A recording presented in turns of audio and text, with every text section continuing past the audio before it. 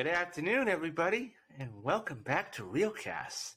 And I'd like to welcome back Kyle for the third episode of House of the Dragon. How are you, Kyle? Good. Excited to talk about this episode. Yeah. So, what a doozy. So, first couple things right off the top.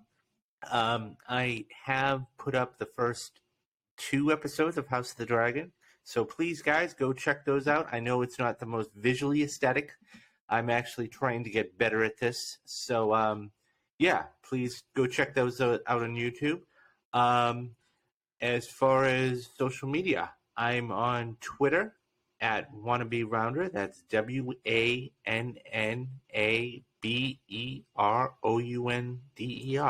And where can they find you, Kyle? I'm on Twitter at Arking Kyle, ARKINGKYLE, and the A in Arking and the K in Kyle are both capitalized. Fantastic. Okay, let's dive right in. So, anybody who missed the last episode, you can go back and watch that. And we talk all about what happened. So, first impressions off the top. What did you think? Absolutely loved it. I thought this could contend to be the best episode that they have so far in House of the Dragon. I thought that it had pretty much everything and anything you asked for when it comes to Game of Thrones, when it comes to fantasy, when it comes to family rivalries. I thought that it also did a great job at showing you the parallels between Rhaenyra and Daemon Targaryen, and boy, and we will get to it, but that battle scene was incredible. Yeah. No, first 5 minutes of that, the whole episode is unbelievable. Unbelievable. In the first 5 minutes, I kind of understood what you meant by a time jump. Yeah. So, this actually, for all those that are unaware, this is actually taking place 2 years after. So, and the way we know that is because the little one is 2 years old. Yeah. And so, but yeah, no, the first sequence of just like, and the battle and one of the first visuals you see is somebody's hand, a spike going through a piece of wood, and it's just like, oh my god. And then you see the crabs get put on him. I'm like, oh my, it's one of those feelings where you're just like cringing all over. Much like the last episode with the maggots in the bowl as King Viserys has to put his hand through. Very much so. And then, of course, I won't say out of nowhere, but you just see, the dragon come in, and I went, okay, now we're in it. And it was just, I know we talk about it all the time, but the visual effects, my God. We detailed in one of the last episodes on the Roundup how, there was 9,500 shots of that and 20 effects. It's just like, and actually what it did, I think, work on this too. And it's just like unbelievable. But so, yeah, that was, the dragon was an unbelievable scene right off the top. And, it just, the whole thing. So, we get I knew there was, and I had spoken about this the other day, I knew there was going to be some sort of jealousy and, and how that was going to pertain to this. And I know I'm jumping a little forward, backtrack me if need be, but like, she's sitting, the king was wondering where her daughter was. And then, of course, he's saying, so somebody comes in and actually says, look, I have some urgent news for you. And is telling him all his bad news. And he's like, let it wait. Can I have a couple days to, let this breathe? And then, of course, he continues on and on and on. And he's like, where's my daughter? Where's the princess? And, of course, that next shot is when you see, you know, she's sitting by the tree, reading her book, just like nothing, writing in her book, diary, imaginally. And, you know, he's singing a song, and it's just like, Squire's singing the song, and it's just like, there's nothing wrong here. And, yeah, it's just, and this was the first amount of jealousy you saw, right? Like, there hadn't been, oh, we're jumping 2 years ahead, but the conflict, the jealousy, which we spoke about in the last episode, is like, okay, now, you know, Now, it, what I want to point you to in that particular scene where you see Rhaenyra in the God's Word, as they call it, and her reading her book, it's a parallel to the first episode scene where you see her in the God's Word with Alicent. And I found it very interesting because in the first episode, you see her and Alicent, they're sitting next to each other. She's on her lap, they're reading, and yet she's kind of like joking around and they're playing, and you see they're the best of friends. And now you flash forward to this episode, which takes place about 2 years after that episode, and you just see how different it is. First of all, Rhaenyra, I mean, just looking at her dress, she's no longer wearing the, usual princess attire gown that she's used to wearing that we saw in the first and second episode. She is now wearing her, like, dragon rider's attire. She's wearing that really badass looking outfit. And also you see Alicent is now the queen, essentially, and she is telling her what to do. She's saying, Rhaenyra, come join us for the hunt. And it's a far different situation, different conversation that they had in the first episode. And I think that was really cool to see because I've been loving these time jumps. They are such a brilliant way of telling the story where and we can go into it later in the episode, but like I just think that the actors themselves are doing such a great job at capturing their characters aging, because Rhaenyra, played by Millie Alcock, she's really doing an incredible job for a character that has aged 2 years. 15 to 17, that's a massive age difference when it comes to being a young adult, and she really plays that perfectly, because the Rhaenyra she is now is not the Rhaenyra she was in episode 1, and I love how different that we see these actors playing these roles. yeah, no, absolutely. And you even saw a little bit of the power struggle there, Yeah. right? When there's she's right, and so the princess has played again, and then she's like, the queen comes out, you can stay, and because the squire said, do you want me to stay? And she basically says, yes, stay. And then the queen says, the queen is ordering you to leave. And it's like, okay, I see a power play happening here, and it's eventually going to come to a head eventually, and so, it's one of those things where she wants to try and stay as much out of, she's in it, but she wants to try and be her friend if possible. And it's just difficult because she is now the queen. And so, you know, um, yeah, so they go on the hunt. So this is what is, that next scene you see is they're getting ready to prepare to go on for the hunt, and you see them in the wagon, and you even see Rhaenyra questioning her, like, should you be traveling? Like, you're 6 months pregnant. Should you really be traveling?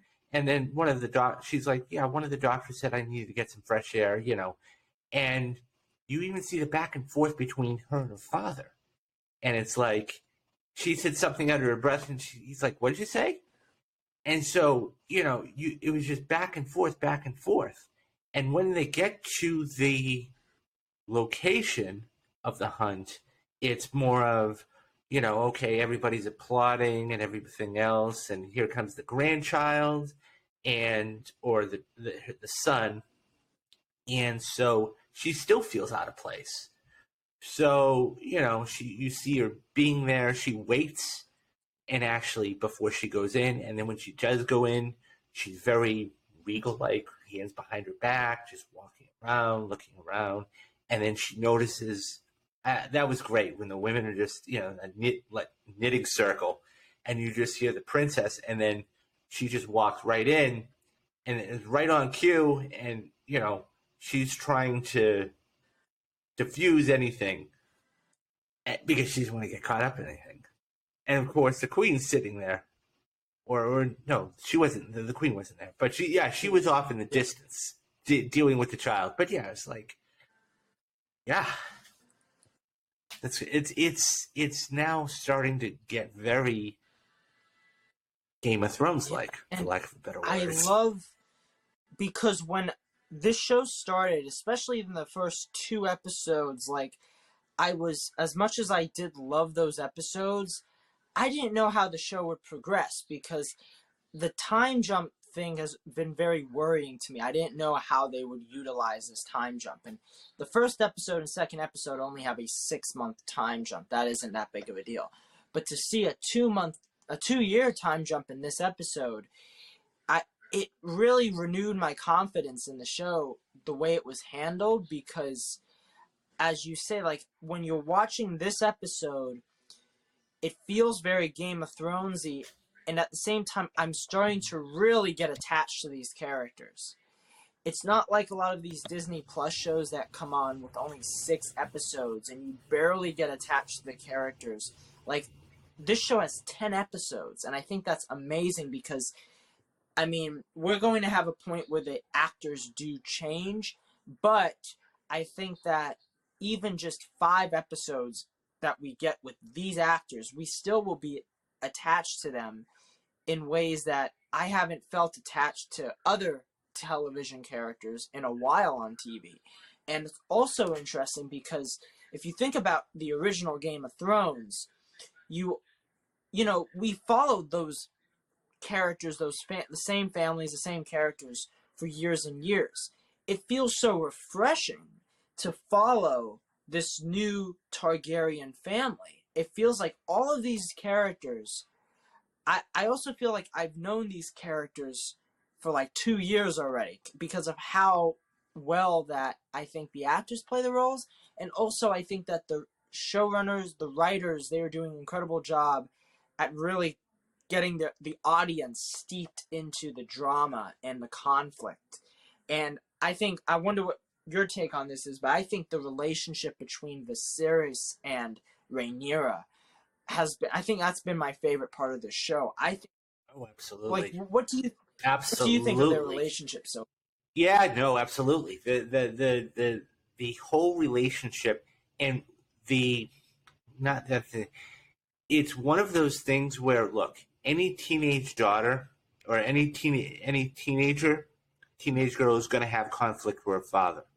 It's the double that she's the princess and then was made the heir to the kingdom that says, okay, now I have to really, and this is a perfect segue into what we were just talking about, because so at the hunt now, one of the somebody approaches her and says, "Oh, yeah. wanted to introduce myself. I'm so and so. Here's some wine," and basically is asking for her hand right then and there. And it's like, I love what you. Yeah, thanks for the wine, and just walks away because, of course, that's not what her thinking is. This is and she doesn't want an arranged marriage. And then, of course, she walks back into the place and says to her dad, like, "What the fuck, Dad? What are you doing to me?" Yeah, and I mean, just going off of that scene too, that is Jason Lannister, who is an ancestor to the Lannisters that we know in Game of Thrones. And it's interesting because he in this show is a twin. His twin, I think it's Tyland Lannister. I'm not Yes. exactly sure, but Tyland Lannister, he was seen earlier in the episode. He was the bearer of like bad news, like talking to the king, and I also love how in this episode we get to see the family dynamics of all of the families in the show. So, like, you see the Lannisters there, but you also learn about the Strongs, which you have this Lionel Strong and Larys Strong. These are one of them serves on the King's Council, and then the other one he has a club foot. You saw that for 1 second. He'll be an important character. He's in the books, and there are other characters like even Corlys Valerian's brother, and I thought like really we were getting into the families, but going back to the that one scene though, it's really cool to me because as I was watching the after credit, the behind the scenes featurette they have at the end of every episode, they talk about how. Which, by the way, I did finally watch. Did. I did watch Wasn't this one, good? so Wasn't yes.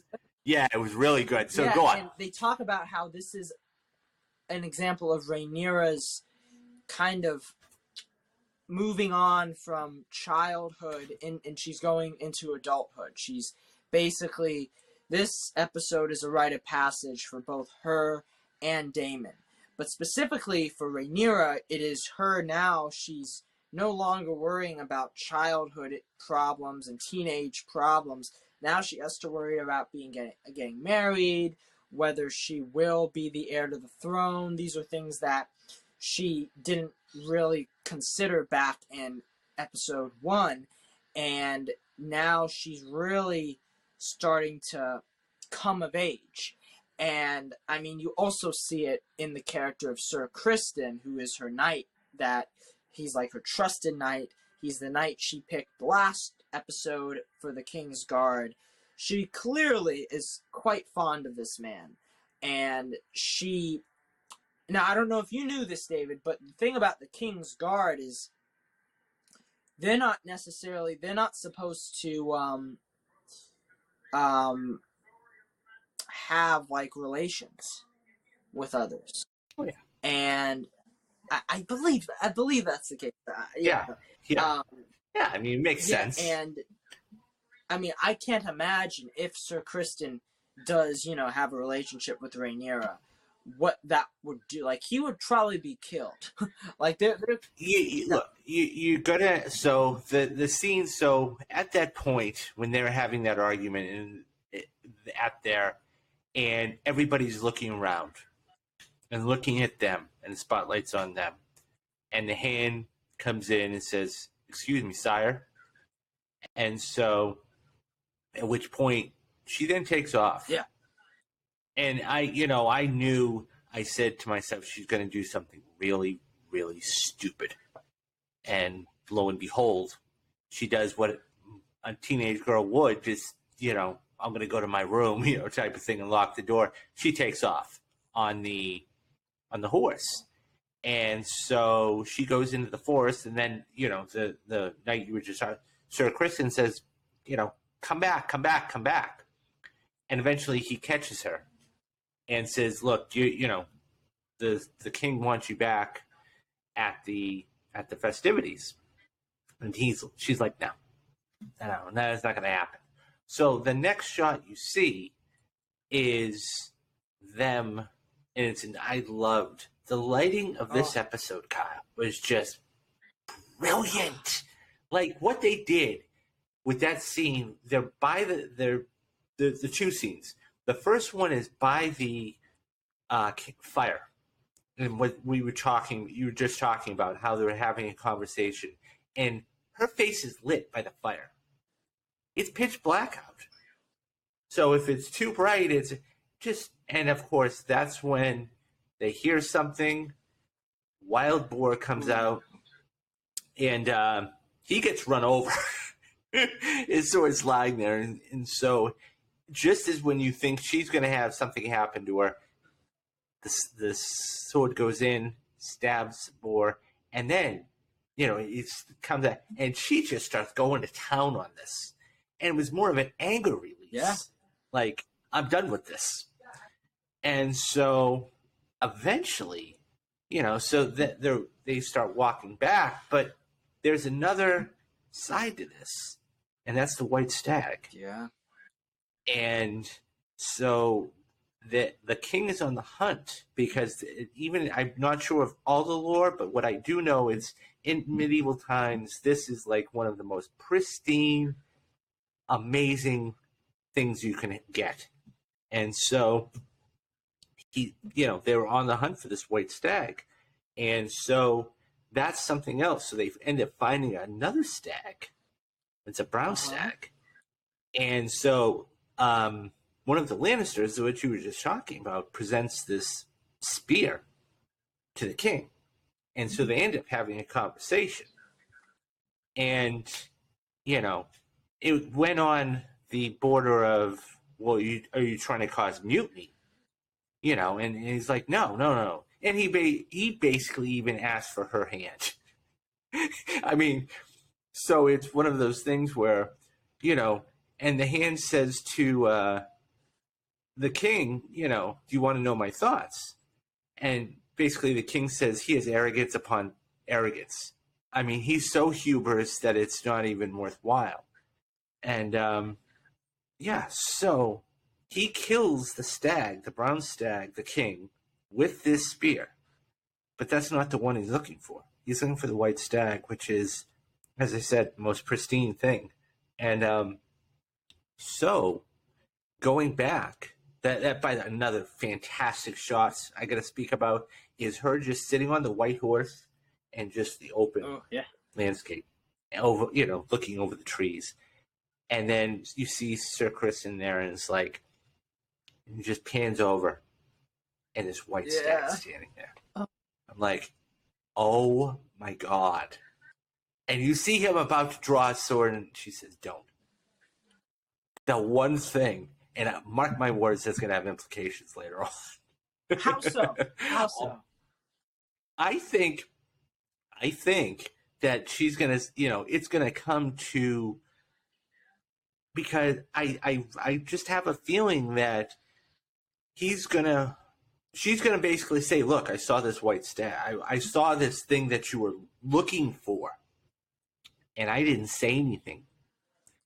And so and I understand why it's because, look, after killing the boar, she didn't want the humanity of it at that point, of the life of that animal, is what they're really thinking about. But I have a feeling it's a small detail, but I think that's going to come back, and she's going to say, look, I saw the white stag, and Sir Christian was with me. If it's not her, it's going to be him that gets punished. Well, see, I think that, personally, I don't think the white stag, anything regarding that white stag will continue in another episode, because I think, of course, we'll have a time jump, and I think that, but the thing with that white stag, I think it serves as like a metaphor for this show, because I think that there are many ways to interpret that scene, which I love about this show. I think this show has so many layers to it in every single shot. But in the case of that one scene, I think one of the reasons why she didn't kill that white stag was because the white stag essentially represents herself.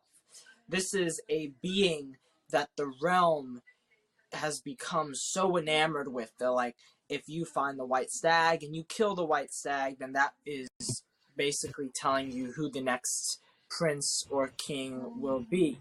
And if she kills the white stag, then she will be seen as the true queen.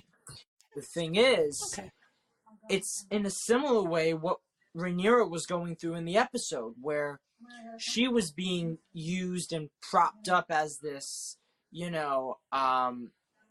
woman to be won, a woman that, would be asking the favor of all the men in the realm, and people, hand over knees trying to ask for her favor, and then trying to make her their queen. And I think that by her saying to this, her saying to Kristen, saying, don't kill the white stag, that's her as, herself telling, you can run free. You don't need to be taken by the realm. You don't need to be a prisoner of the realm. And I thought that was an incredible metaphor. And then there's also the idea that maybe another reason why, they show it like that is it shows you quite possibly her weakness.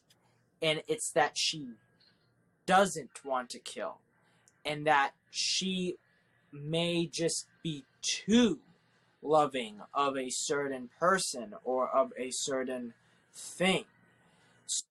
Well, and that's actually a great segue, because she even asks the knight, "Do you think they'll ever accept me as queen?" And he says, "Well, they'll have to."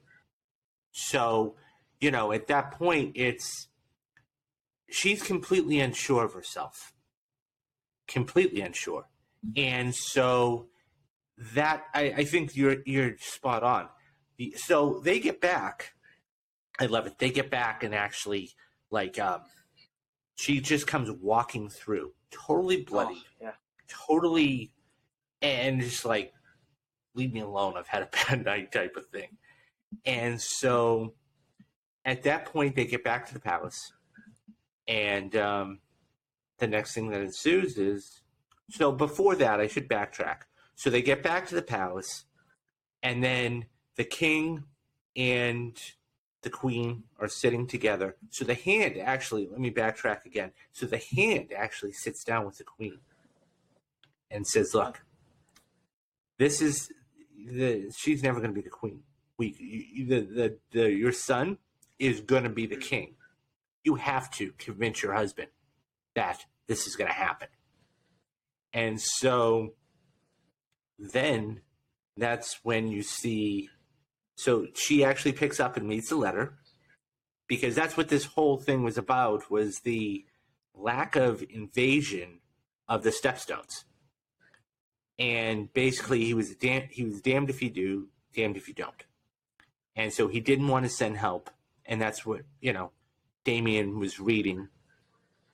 And so then she says, "Do whatever you think is right."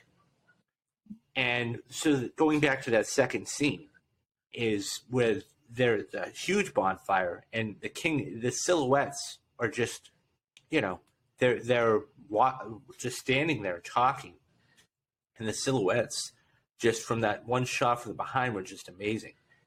But so they get back to the palace. The hand has a conversation with the queen, saying, "Look, he's got to be king at some point." And then, so Rhaenyra comes in, and they have a heart-to-heart, another heart-to-heart, and says, "Listen," she's like, "Look, you're just going to throw me away, discard me. I know, now that you have a firstborn son, you don't need me anymore. You're just going to do that." And so now you start to see the human side of the king. Whereas it's like, "Look, I just want you to be happy and content. I'm not trying to sell you off or whatever else." And so at that point, it's and basically he says, "Look, you go find whoever makes you happy." And I think you can basically, I think this might be the one thing that you could say, who she's going to fall in love with. I mean, you just, if it's me looking at it, my money is on, the knight. I could be totally off base, but and that's fine. That's fine. But that's maybe one of the only things being telegraphed. But that being said, so they have a hard time and be like, "Look, you're not just going to be discarded." And so finally, the king finally makes a decision about, "Okay, I'm going to send aid." And then as we close the episode, we see that, you see the army, and then, so the prince comes, or Damien comes flying in off the dragon, sets down, takes his helmet off, and then the twin brother, which you were just talking about at the beginning of the episode, deliver this to him himself. He does. He reads it, and then he just kicks the ever living daylights out of him, because he doesn't want what's on the letter. And I love the voiceover after.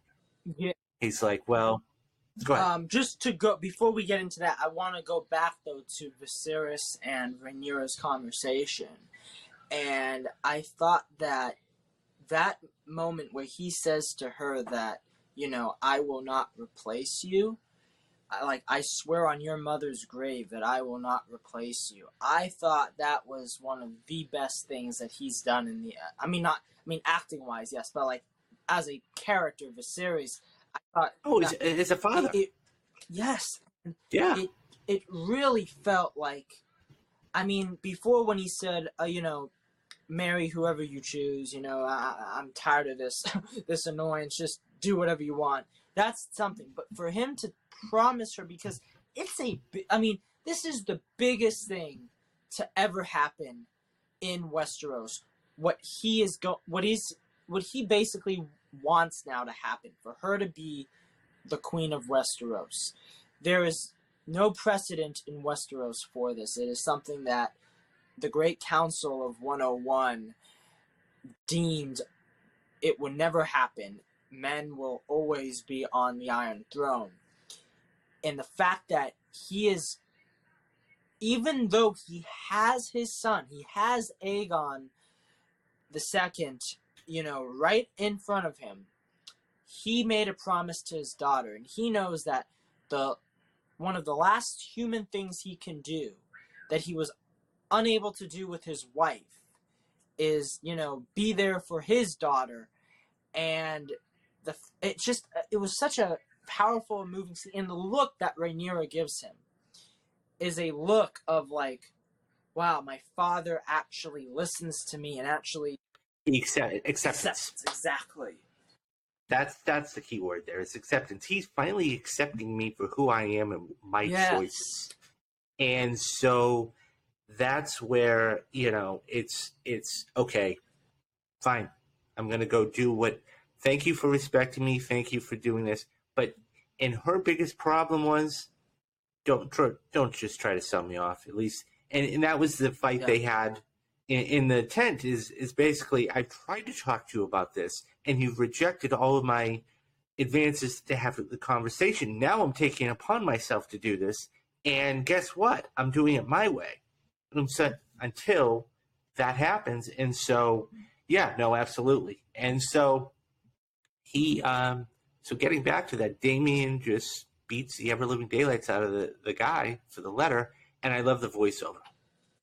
At that point, you hear the voiceover, brother, I'm sending you all these ships. I'm sending you all these soldiers to basically fight the crab guy. And so, and that battle scene, when we want to talk about battle scenes, wow. There is not another show that does that kind of that's why they get choreographic, Emmys and everything else. Because it's just, you can tell how much hard work was put into this sequence, because it's not, and the editing too. But it's not just one guy doing it. It's like, the armies you see. A lot of it is also visual effects, but just that one shot. If you want to talk about shots, that one shot of it, zooming out, and you see the army on the mountain, on the cliff, and you're like, whoa, look at that's not something you really see on television. And it's something that I would love to see in a theater. Like, I don't know if I told you, but I have now the opportunity to see every episode of House of the Dragon in theaters on Sunday nights.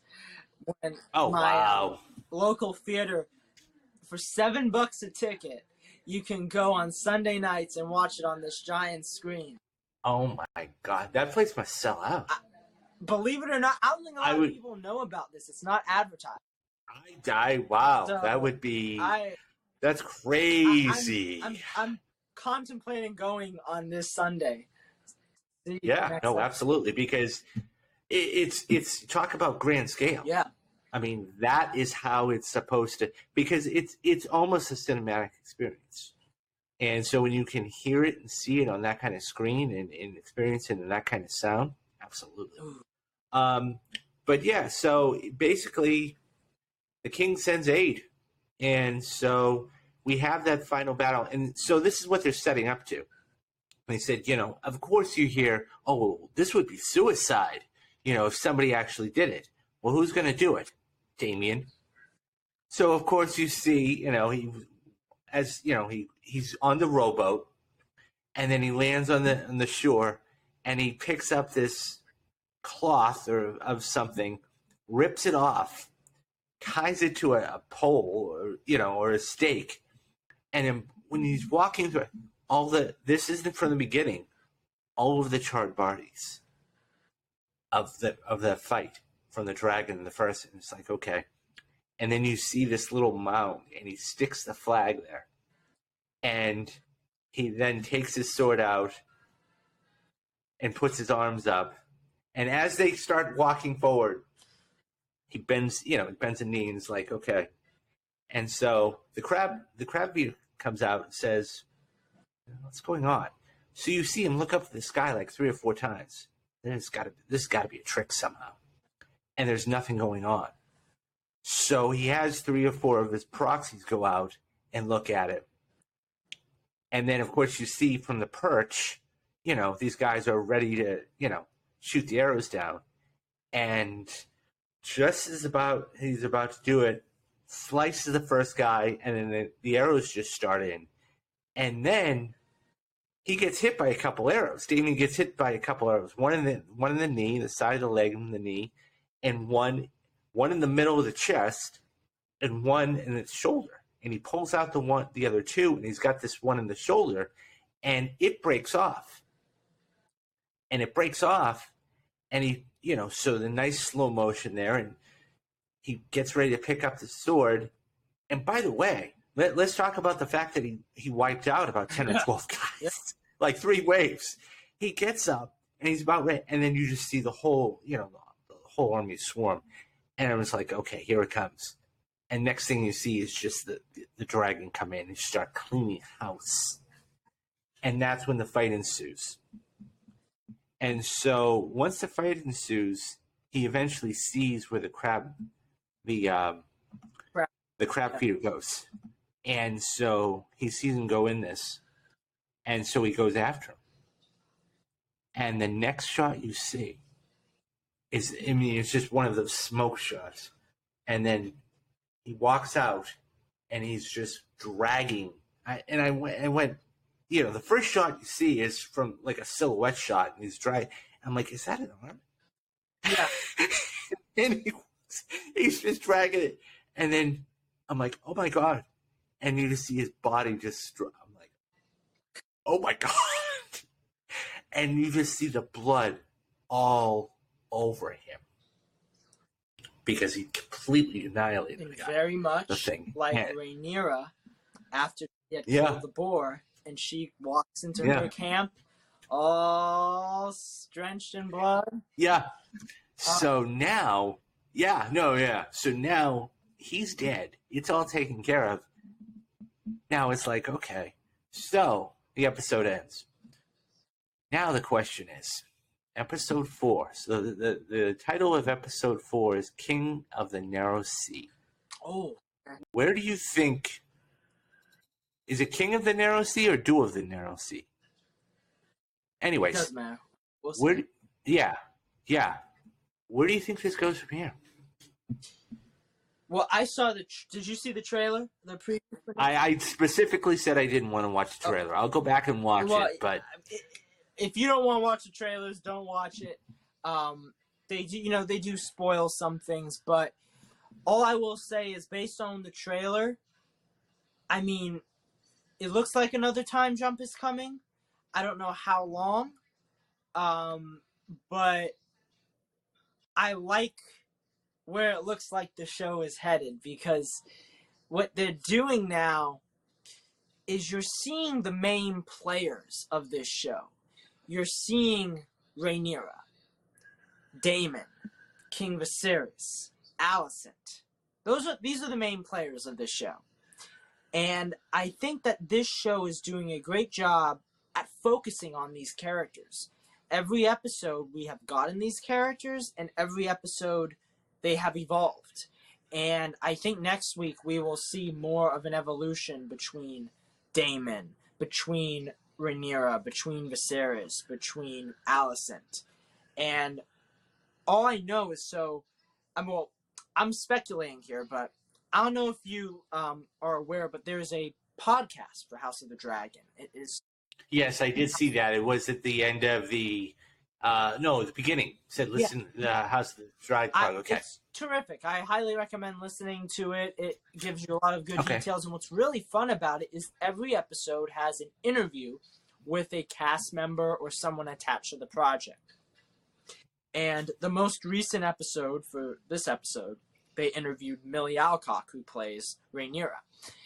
Next week is going to be the interview of Sir Kristen.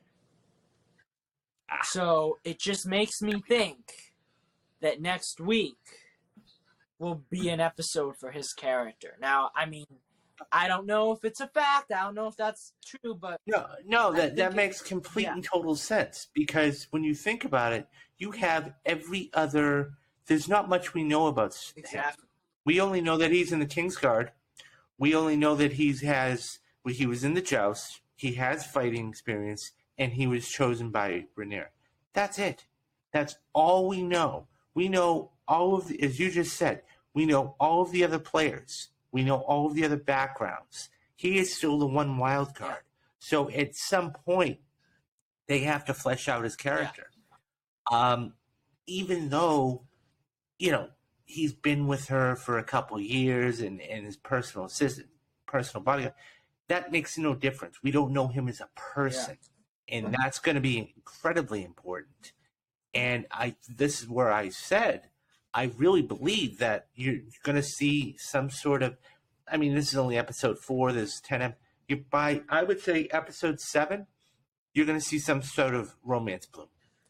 I really, truly believe that. Now, do you wonder, because with these time jumps, could they skip over? Because, this is what I thought was interesting is, we never saw the marriage of Viserys and Alicent. We never saw their wedding. Right. My guess is that if I had to guess, that's probably going to be a flashback. Oh, you think they will? They will address it later? At some point, during the series, I think, and this is total speculation on my part, but my guess is because they didn't show it immediately. Yeah. What you're going to end up seeing is there's going to be a sequence in which they're going to be talking or something, because we know how she was chosen and everything else. My guess is that they're going to say, okay, we have to show the wedding at some point. Yeah.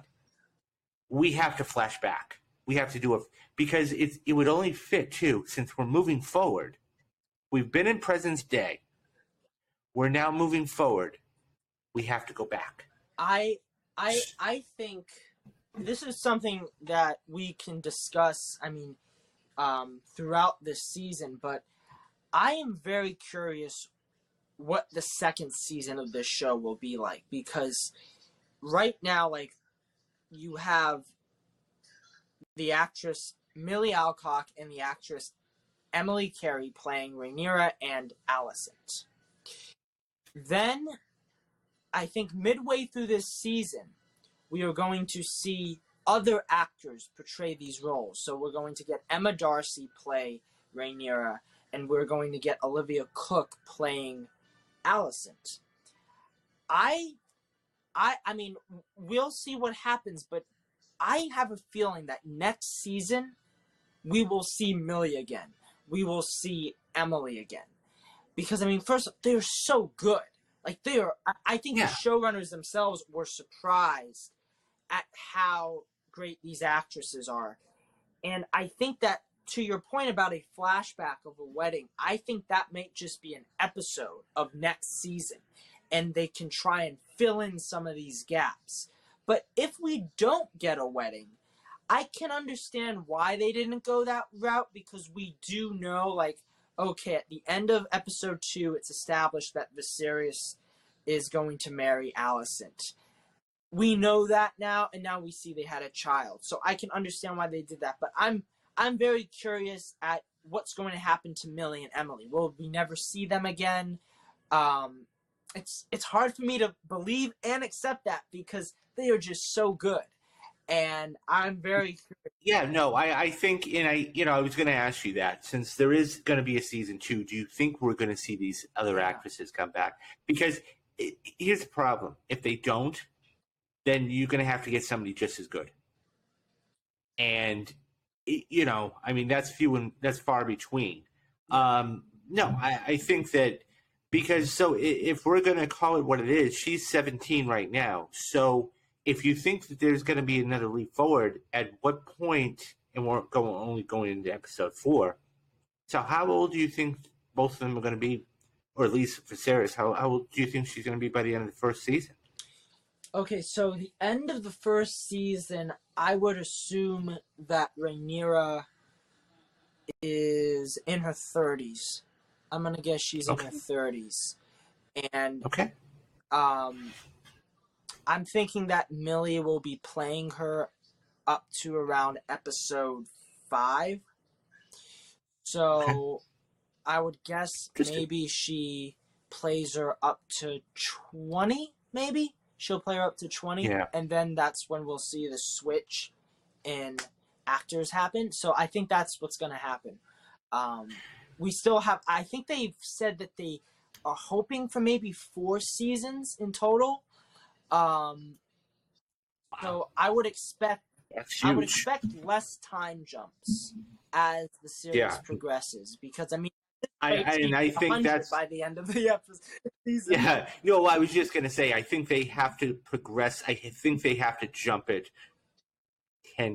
5, 10, 12 years until let's say they're 26, 27 in the show, and then just year by year by year, because otherwise you're going to be here forever and a day. So, I mean, yeah, it'll be interesting to see how that whole thing happens.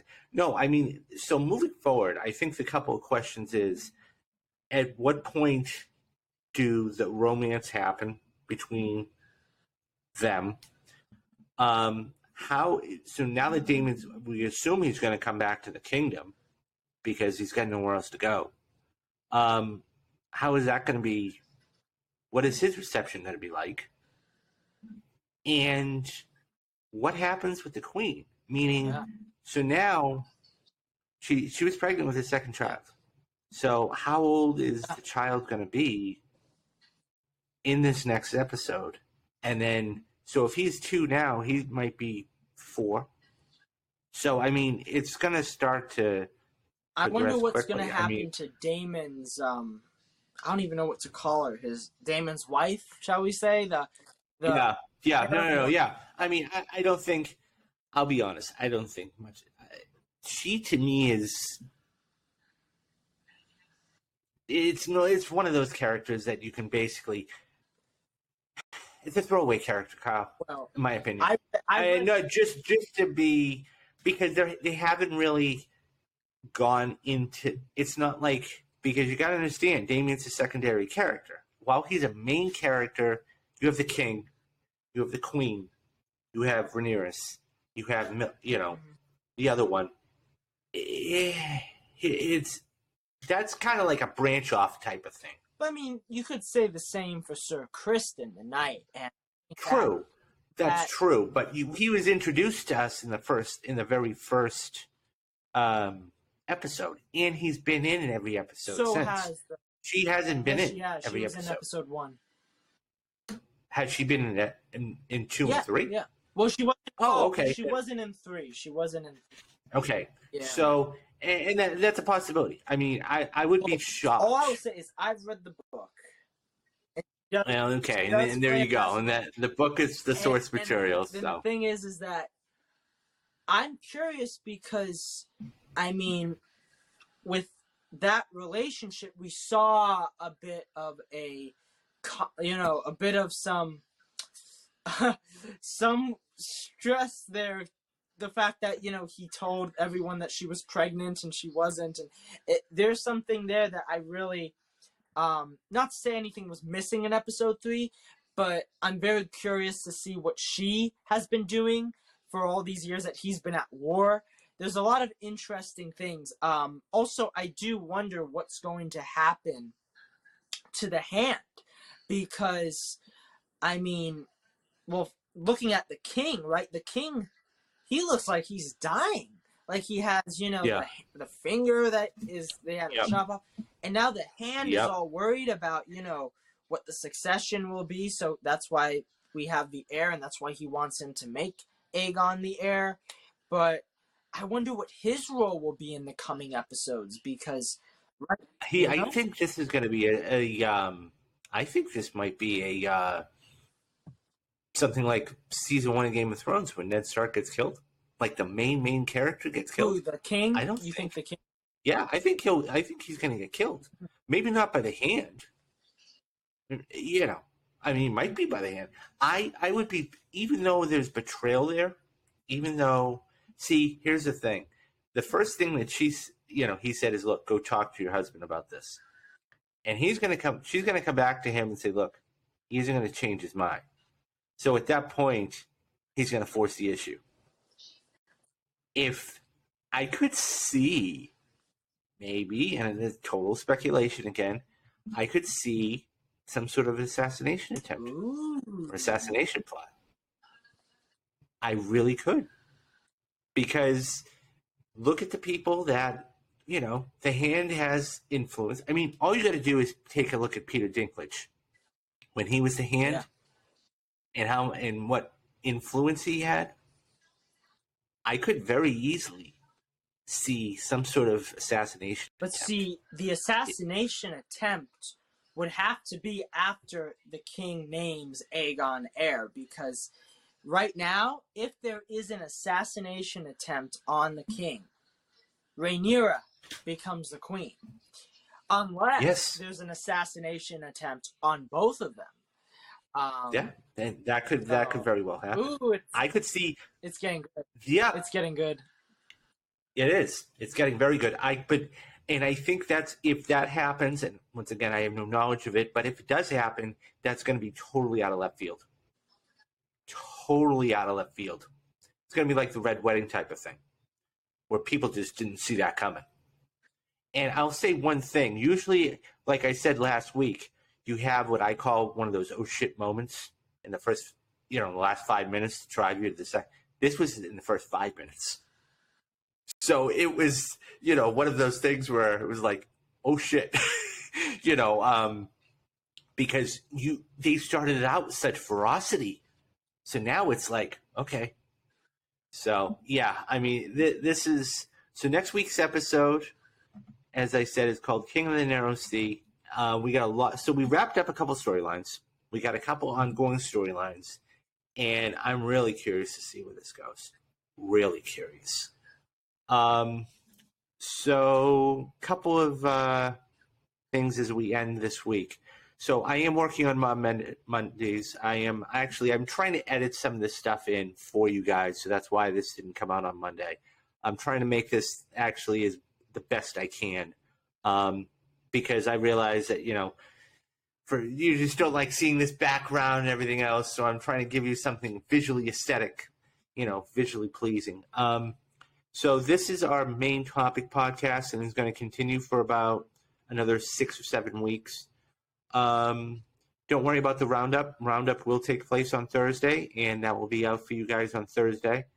Flashback Fridays is going to... So this week, we've got a great episode for you. We got Avengers Infinity War. So yeah, another billion-dollar film by Marvel. So we're narrowing and getting closer and closer to Wakanda Forever. And by the time that Flashback Friday is over, Wakanda Forever will be here in November. And then I have some ideas of what we're going to do for Flashback Friday after that. What else? Oh, Patreon. I do have a Patreon, guys. Go to patreon.com/Real Talks, or just search David Steele. You'll see that logo. Very affordable levels for you. $3, $7, $15 and $20 a month. If you subscribe to the highest, I will make sure you'll get a one-on-one Zoom meeting with me for an hour. You'll get some other bonus stuff, a mug, t-shirt, shout-outs to all these podcasts or YouTube videos and whatnot. Yeah, that's it. That's all I got right now. So, I mean, it's heating up, guys. It's heating up, and this is going to be, by the end of the first season. So let me ask you this. How high, so you sent me something very interesting today about the number of people watching, this. How many viewers do you think it's going to have by the end of the season? 25, 30 million? Well, HBO Max, I don't think we talked about this, but HBO Max did release the first episode on YouTube for free. And I think that was a brilliant strategic move for them because, of course. You have about 2 weeks since it aired, so the people that would have watched it on HBO Max have probably watched it already. And now you get people to watch it on YouTube, and then they can, I can guarantee you a bunch of people that watch it are going to get HBO Max now because of how good that episode is. And I think, I think that may have helped them. I'd be curious if they say how many people watched episode 3. I don't know if we know the numbers yet. They'll probably come out with something, but I would think by the first. I think they want to get something. Well, for episode they want to get 3, something under their.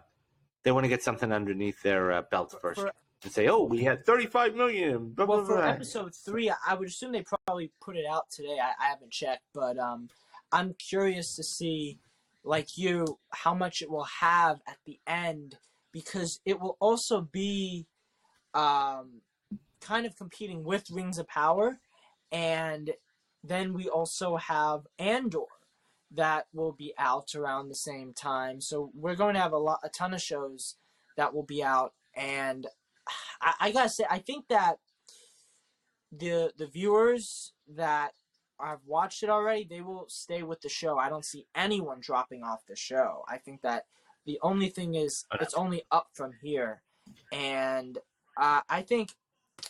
I don't think we'll have. Who knows? Maybe it will beat Game of Thrones finale's numbers. We don't know. I wouldn't be shocked. Yeah. I wouldn't honestly be shocked because don't forget, this is, even though they've greenlit it for a second season, the fact is that it's still. You're right about one thing though. They're not going to lose subscribers. And that is the biggest difference. We talked about this in the roundup the other day. This is the biggest difference between Netflix and HBO Max. They're going to get even more subscribers in between the time of the first season and the second season because they know how good it is. And 6 months before that, they're going to start pushing it out and everything else. And, it's because of this binge model that Netflix is so, attached to, that binging, releasing all your episodes at once does not help you. And you think they've learned, Kyle. You have. Cobra Kai is coming out this week. I actually want to start doing a whole series. I want to sit down and start watching Cobra Kai from the very beginning because season 4 is out this week. Or is it? No. It's season 5. Season 5. I've lost track because I watched a ton of Cobra Kai episodes and once. Speaking of, do you know they actually released the very first episode? And this is years ago. The very first episode was actually on YouTube. Yes, I was there. I watched it when it aired. Okay. And they then actually released the first 2 episodes on YouTube. Okay. And I was contemplating getting that. I think it was YouTube Red. That was what it was called. And I was contemplating getting that because of how good those first 2 episodes were, but I never got it. Thankfully, I didn't because then it was, canned, and then they put it on Netflix. And I'm looking forward to this week. But the thing with Cobra Kai is that all the episodes are being released on Friday, and I'm telling you right now, David, it's going to be forgotten about in 2 days because of how the You're right. You're absolutely right. Out. And you would think that they see this model of Disney Plus. they see this model of HBO Max. They see this model of some shows on Hulu. And it's like, guys, what are we doing? What are we doing? And then on top of all that, you want people to actually pay for it, without ads? You want an ad-supported, ad-based service? There's no way people would do that. There's no way. So, look, and that's fine. For all those people that have to, congratulations and whatever. But to the executives, guys, you gotta get with the program. Because at some point, and you just hit the nail right on the head, people are going to watch the 7, 8, 9, 10 episodes, and that's it. It's done. And It's done. There's the other kind of model that Amazon uses where they release like the first 2 or 3 episodes at once, and then they have. And that's what Andor's doing. They're releasing 3 episodes. Yeah. Disney, they released the first 2 Obi-Wan Kenobi episodes first, and that's a better model. That's a much better model than the binging. But even that model, I will also criticize because, you're taking away 2-3 weeks of viewers that could have, jumped on board. And it's like, look at House of the Dragon. Released the first episode. Look how many people showed up. Yeah. See, this is great for content creators like myself because I get to I can watch the whole season and just go. But seriously, I think it's more stressful for content creators. No, absolutely, because you've got to keep up. It's like I can't imagine, especially with Cobra Kai. I watch Cobra Kai with my family. I don't watch that show like I watch other shows where I like Stranger Things. I'll binge that in a night. I won't watch Cobra Kai and finish it until like the next week maybe. Where when it comes to these other shows, like YouTubers, reaction channels, they have to watch all these episodes, release them daily, and I can't imagine how stressful. Yeah, and that's it's like, okay, that's fine. Whatever works for the company, and that's fine. If they're still doing that, cool. And that's so. It is what it is. But no, there's a lot of stuff. I guarantee you one thing though, that once season 1's end, people are going to be chomping at the bit for season 2 for this. Yeah. So, anyways. Okay, guys, so that's all for us this week. Stay tuned next week where we're going to be sitting down and talking about episode number 4, and this is going to be going on. And I can't believe there's only 10 episodes of this. We're only going to be 40% done next week. So, but yeah, I'm ecstatic about it. All right, guys, until next week, he's Kyle. I'm David.